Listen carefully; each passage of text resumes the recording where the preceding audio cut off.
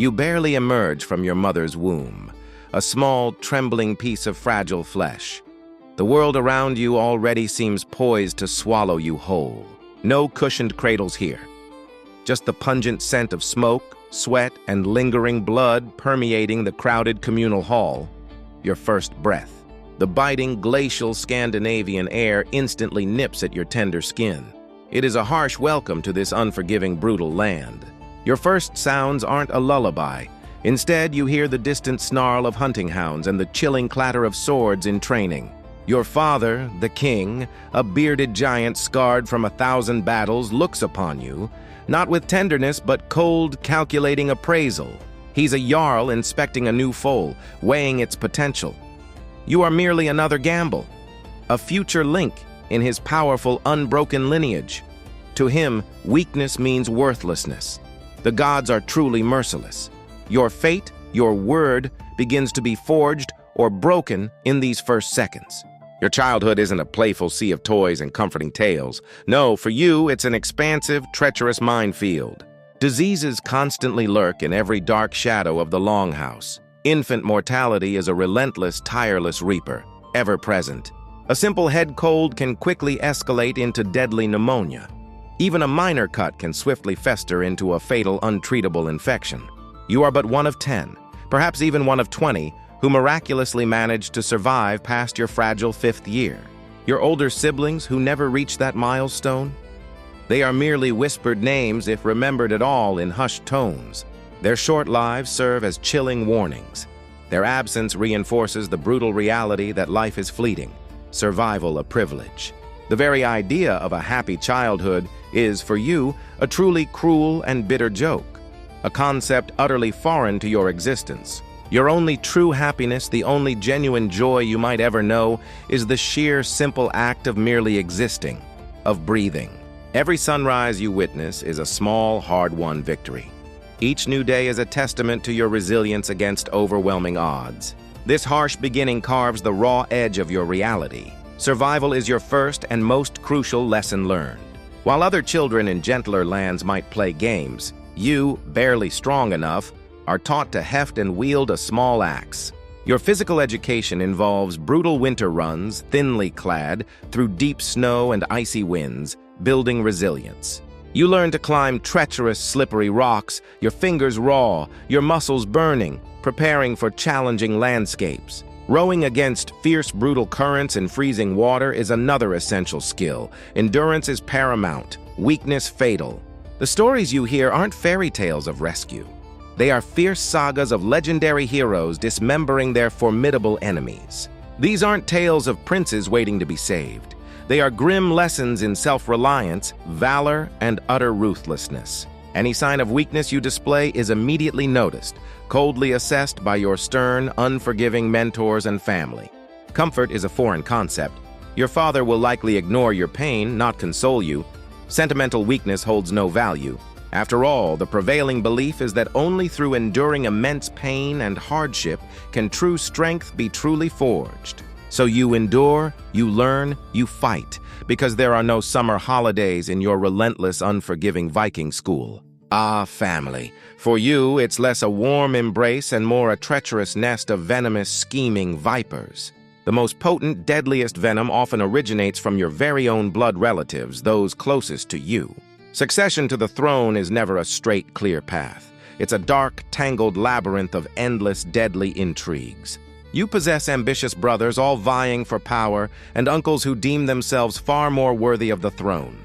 Rival jarls, ever watchful, would never hesitate to stab you in the back, both literally and figuratively, for a chance. Every single meal in the king's great hall transforms into a theatrical display of raw power, a dangerous performance. Smiles frequently conceal hidden daggers, sharp and ready. Compliments often thinly veil treacherous, sinister plots. You learn quickly to sleep with one vigilant eye always open, constantly alert. Trust is a dangerous, fatal luxury. The crown's weight isn't just gold. It's the unbearable burden of constant suspicion. Many covet your head for it. Your own kin are your greatest foes. This brutal Game of Thrones defines your treacherous, perilous existence. Your graduation ceremony is no celebration. It is a one-way voyage, a baptism of fire on the open, unforgiving sea. Your first raiding expedition is not a glorious, thrilling adventure. It is undeniably a living hell in a longboat. Boats heave and sway violently, threatening to capsize in the tempestuous, frigid, churning waves of the North Sea. A bone-numbing cold seeps deep into your very core, paralyzing your limbs, making every movement a painful struggle. The terrifying prospect of a gruesome, anonymous death on some desolate foreign beach is chillingly real, ever present. You must prove your unwavering courage, your innate leadership, and above all, your relentless, brutal savagery. Fear is simply not an option. To show it is to fail completely, to shame your entire formidable lineage, your ancestors. If you falter, if you display even a hint of weakness, you cease being the king's son. You become a burden. You become an unforgivable disgrace to your powerful family, a stain on their esteemed name. And your father? He is a king who absolutely, utterly does not forgive such profound and public displays of weakness or shame. The inevitable time for marriage arrives swiftly. Cast aside any foolish notions of romantic love, my dear prince. Your union is a cold, calculated contract, a strategic peace treaty, a powerful alliance forged with another formidable clan. Your chosen bride might be a woman of formidable strength and capability, a shrewd, valuable asset to your realm. Or she could be an utterly hostile stranger from distant, unfamiliar lands, a captive in your own hall. The odds vary greatly. The paramount objective is clear: to consolidate your family's tenuous power, to expand their influence and their lands. You must above all beget robust, healthy heirs, ensuring your revered, unbroken lineage continues for generations. The personal happiness of your conjugal life is entirely secondary, irrelevant. Your individual misery means little in the grand scheme. Happiness, they will declare with forced, insincere smiles, is found in having a strong, healthy, male child. Love is a frivolous luxury, a subject reserved only for the fanciful, imaginative tales of wandering, dreaming bards. For royalty like you, duty dictates all, even the most intimate aspects of your tightly controlled, politically charged life. Your father, a living legend, strikes terror into the hearts of all his enemies and inspires his fiercely loyal people. But to you, his own son, he is an insurmountable, towering mountain, casting an unending, oppressive shadow over your entire life. Each of his hard-won victories, every single successful, profitable raid, every single courageous decision he makes, they all serve to raise the impossibly high bar, making your own achievements seem perpetually inadequate, insignificant. You will perpetually feel as though you are never quite good enough, never truly strong, wise, or feared like him. You are always just the king's son, a mere extension of his greatness, overshadowed by his immense, formidable presence. You must constantly strive, bend over backward, exert immense effort to prove you are more than simply his powerful lineage. This crushing, unbearable burden of expectation will relentlessly accompany you, clinging to your spirit, until your very last breath. His fame is your curse, his glory your constant personal comparison. You can never truly escape his monumental shadow. It's a weight that molds your identity, forcing you to forever seek your own distinct and elusive place in the sagas. Being king is far from glamorous feasts and glorious raids. It's the grim, grinding reality of managing a harsh realm. Resources are perpetually scarce, making every decision about survival a critical life-or-death choice for your people. With each brutal, unforgiving winter, the specter of widespread famine relentlessly stalks your lands and your villages. Devastating plagues can, and often do, sweep through entire settlements, annihilating families, leaving empty homes. The immense responsibility for your people, for their lives, for their land's prosperity, is truly overwhelming, a heavy weight. Your loyal warriors expect generous rewards for their unwavering service and their bloody, hard-won victories in battle. Your struggling farmers demand constant, vigilant protection from raiders, from famine, and from the wrath of nature. If anything at all goes profoundly wrong, the heavy, inescapable burden of blame falls squarely upon your shoulders. No one cares you are the king's son. They expect you to be a good king, one who provides and protects. Fail them. Truly fail your people, and they will not hesitate to rise up to depose you and to install a new, stronger ruler. Honor is everything in this world, a guiding principle. Yet, treacherous betrayal is an ever-present, readily available tool. You must skillfully navigate a perilous, stormy sea of broken oaths and shattered promises where no word is truly binding. Alliances are fleeting, fragile bonds easily severed. Hidden, insidious plots are always brewing just beneath the surface. A powerful jarl might swear unwavering fealty to you one day, pledging his life and sword, his loyalty absolute.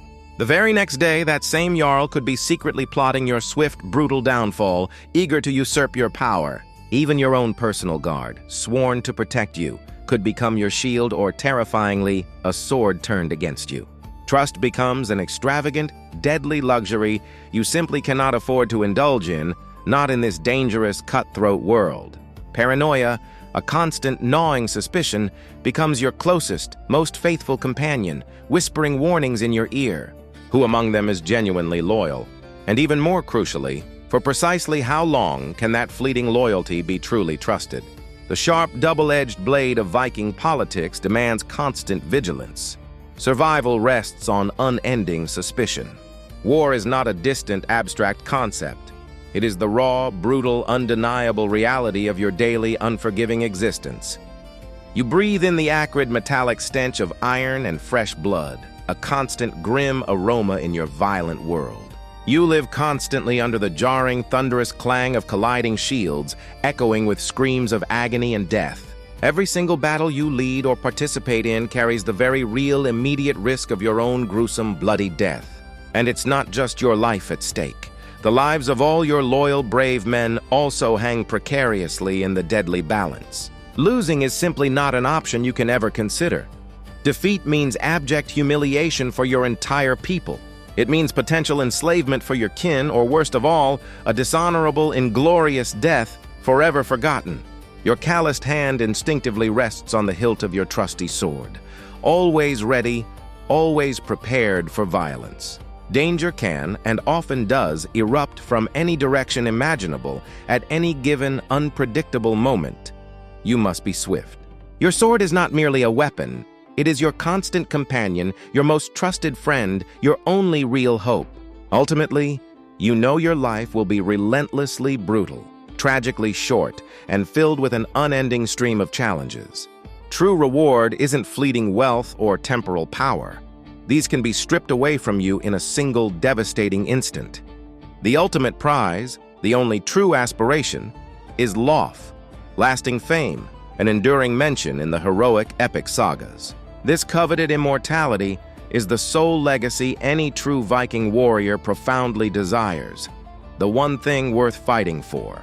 But to achieve such legendary status, to be remembered through the ages, you must, without question, become legendary.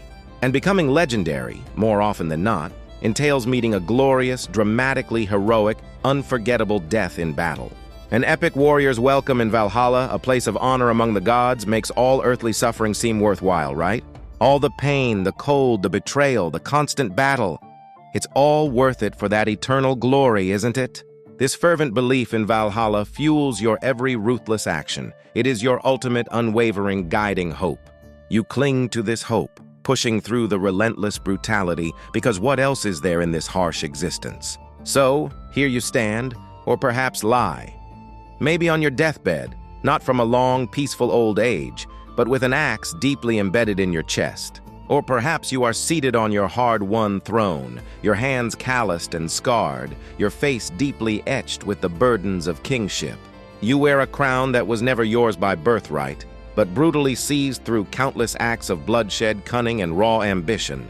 Your entire life has been a relentless, unending struggle, a dangerous, intricate dance with the ever-present shadow of death. Every single misstep you took, every moment of hesitation, every perceived weakness could have, and likely would have, been your very last. You were not born for pampered luxury or gentle comforts. You were born purely for the brutal, unforgiving act of survival. You were not born for tender love or warm affection, but for cold, strategic alliances binding your fate to others. You were not born for tranquility or enduring peace, but for the glorious or miserable chaos and grim reality of endless war. And so, in the grand scheme of things, who truly wanted to be born a Viking king's son, right? It absolutely sucked, yes, a glorious, adrenaline-fueled, therapy-free kind of suck to be sure, but a suck nonetheless. What about you? If you could choose, what would be the absolute worst place or time to be born? Share your thoughts in the comments below. I truly want to know. Let the wisdom of the masses be heard. If you enjoyed this brutal journey through the life of a Viking heir, please don't forget to leave a mighty like. Subscribe to the channel for more epic and dramatically grim stories like this one. We'll see you in the next video. Skål!